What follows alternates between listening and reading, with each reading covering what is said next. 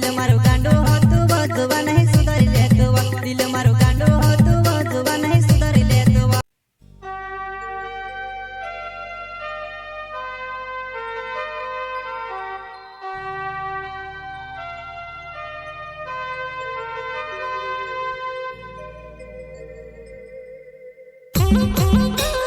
जलगुल का छोटा सिंगर रोहित बड़ोले सोया करता मुरलाल सेनानी धावड़ी वाले वसुनिया रिकॉर्डिंग स्टूडियो मुकेश सेनानी गानो संगीत रेलाल सेनानी थोड़ी के तो फिक्र करती वो हमारी पर दया करती वो दिल मारो गांडो होतु बजुवा नहीं सुधारी लेतुवा दिल मारो गांडो होतु बजुवा नहीं सुधारी लेतुवा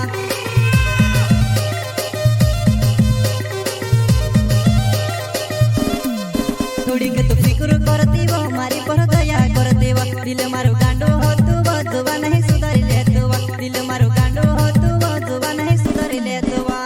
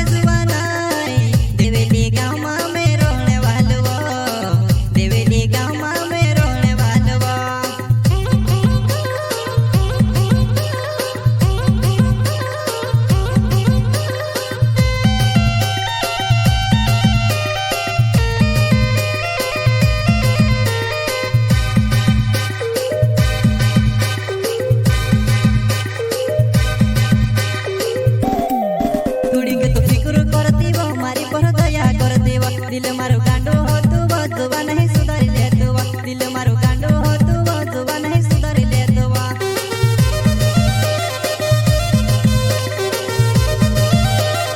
थोड़ी के तो फिक्र करती वो मारी पर